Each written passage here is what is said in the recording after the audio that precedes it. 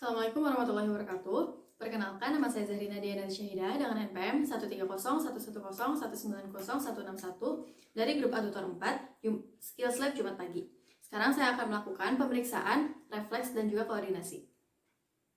Baik, sekarang saya akan melakukan pemeriksaan refleks fisiologi pada otot bicep pasien.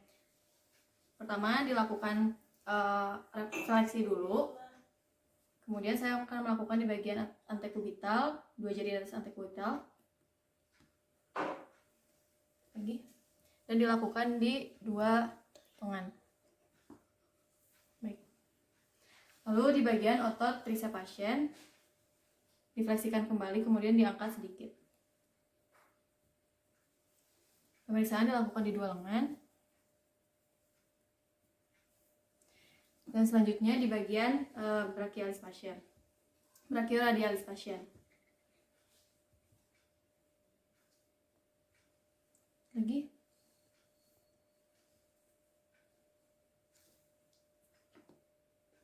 Baik. Lalu di bagian patellar pasien dengan memfleksikan terlebih dahulu.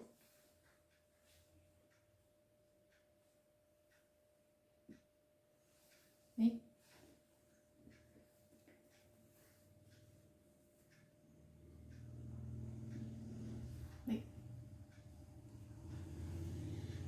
Selanjutnya di bagian Achilles pasien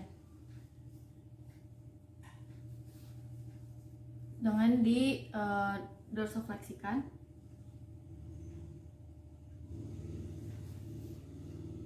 Satu lagi.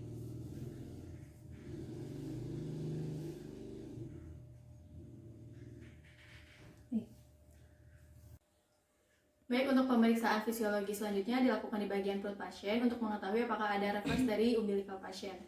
Dilakukan dari arah lateral ke medial.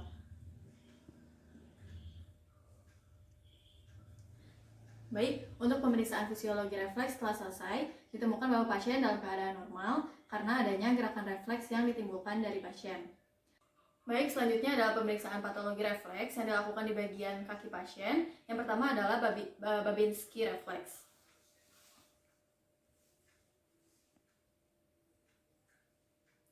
Baik, untuk keadaan ini pasien normal karena tidak ada refleks di bagian kaki kiri dan juga di bagian kaki kanan. Baik, selanjutnya pemeriksaan untuk pemeriksaan patologisnya adalah pemeriksaan shadow reflex yang dilakukan di bagian dorsal foot pasien dengan membereskan palu dari arah posterior ke anterior. Baik, satu lagi. Baik, untuk hal ini tidak ditemukan adanya abnormal pada pasien. Selanjutnya adalah pemeriksaan Oppenheim.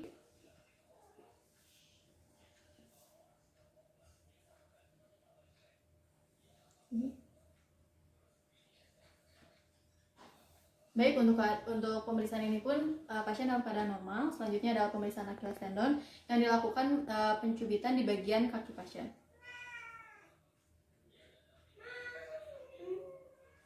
Baik, satu lagi. Baik.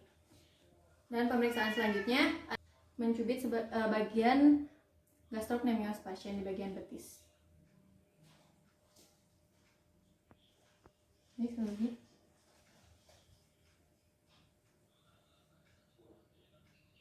Baik. Dalam keadaan ini pasien pun dalam keadaan normal. Baik, selanjutnya pemeriksaan dari patologi itu adalah di bagian dorsal pedis pasien, yaitu Mendel-Betrow.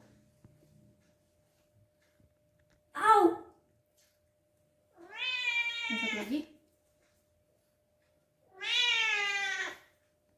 Dan kemudian Rossolimo reflex di bagian plantar pedis pasien.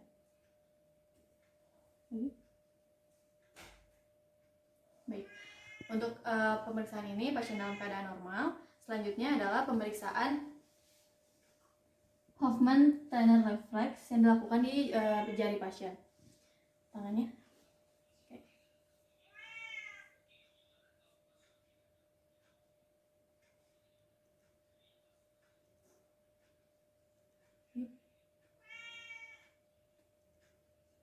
Satu lagi.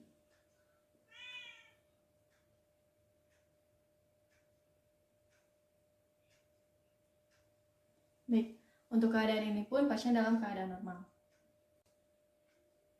Baik, selanjutnya adalah pemeriksaan primitif refleks. Yang pertama adalah glabellar reflex. Baik, Ibu boleh lihat ke sebelah sana.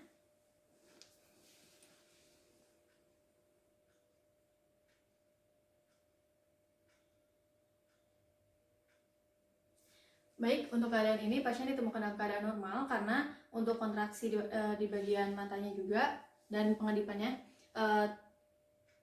tidak dihasilkan ritme yang terus-menerus. Selanjutnya adalah pemeriksaan pulmomental reflex. Ibu boleh minjem tangannya.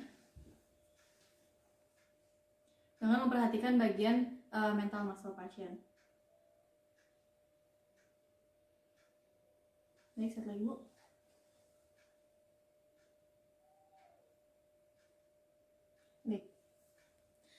Baik, selanjutnya adalah pemeriksaan snout reflex yang dilakukan di bagian sekitar bibir pasien.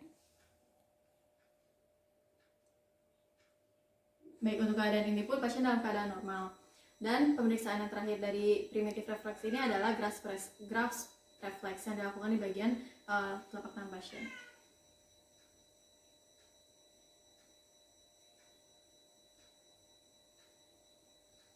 Lagi. Baik, untuk keadaan ini pun pasien dalam keadaan normal karena tidak adanya ditemukan fleksi pada jari-jari pasien. Baik, selanjutnya adalah pemeriksaan meningeal. Yang pertama dilakukan adalah pemeriksaan neck stiffness untuk mengetahui apakah adanya kekakuan di bagian leher pasien atau namanya nuchal rigidity. Sebelumnya harus diketahui dulu bahwa kepala pada pasien bisa dimiringkan kanan dan kiri, kemudian diangkat sampai dagunya mengenai dada. Baik. Dalam keadaan ini pun pasien dalam keadaan normal karena tidak adanya rasa sakit yang dikeluhkan oleh pasien. Kemudian selanjutnya adalah pemeriksaan Brudzinski, yang dimana itu terdapat 4 tipe. Untuk tipe yang pertama, untuk mengetahui apakah adanya kekakuan pada pasien, kemudian ditandai dengan adanya fleksi di bagian kaki pasien. Baik, dan ternyata tidak ditemukan fleksi di bagian kaki pasien. Lalu Brudzinski 2 itu dilakukan untuk dengan cara mengangkat kaki pasien, kemudian kita melihat bagian kontralateral dari kaki pasien. Apakah ada kegiatan ya, apakah ada aktivitas pasien yang dilakukan. Kemudian diangkat. Baik, satu lagi. Baik. Pada sudut 130 derajat, sang pasien tidak mengalami kesakitan dan juga bisa mengangkat kakinya, maka keadaan ini pasien dalam keadaan normal. Kemudian adalah Brudzinski 3, di mana Brudzinski ini dilakukan di bagian zigomatikal pasien untuk mengetahui apakah nanti ada atau tidaknya fleksi di bagian tangan pasien.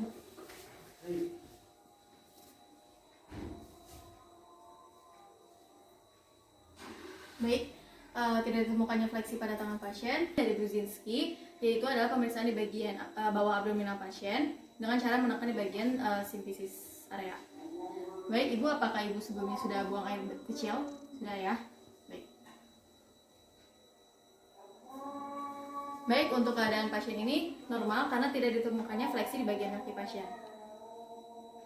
Baik, untuk pemeriksaan selanjutnya adalah pemeriksaan Lasik sign dengan cara mengangkat kaki pasien ke atas. Jika ditemukannya ketidakmampuan pasien sekitar 70 derajat, maka keadaan pasien dalam keadaan abnormal. Baik, satu lagi. Baik, untuk pemeriksaan Lasik ini sang pasien dalam keadaan normal. Baik, mungkin sekian yang bisa saya sampaikan, Dok. Terima kasih dan mohon maaf jika ada kesalahan.